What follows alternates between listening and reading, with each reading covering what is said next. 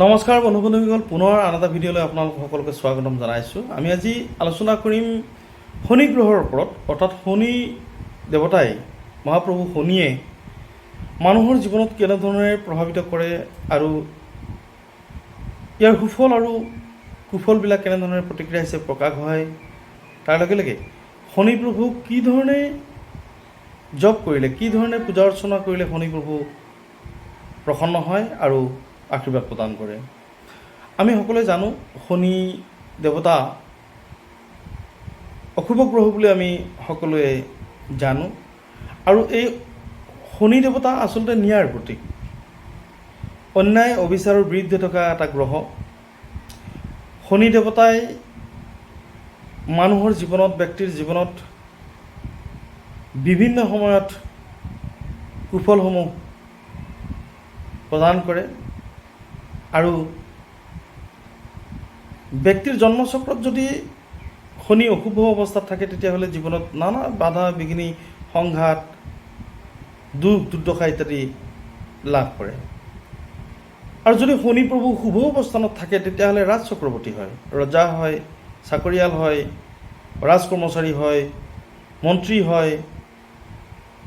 এই ধৰণৰ শনিৰ সুফলসমূহো আছে।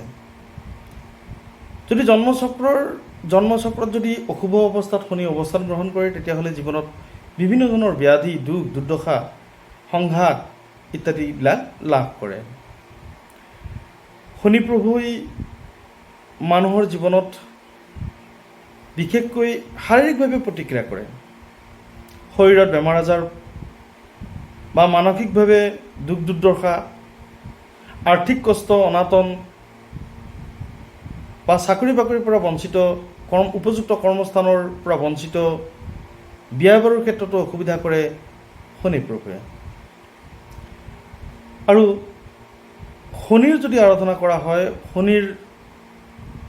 শনি প্ৰভুৰ যদি আৰাধনা কৰা হয় তেতিয়াহ'লে শনি প্ৰভুই সুফল প্ৰদান কৰে। আৰু বিশেষকৈ শনিৰ জপ মন্ত্ৰ, এটা সৰু মন্ত্ৰ, খুব কাৰ্যকৰী হোৱা এটা মন্ত্ৰ।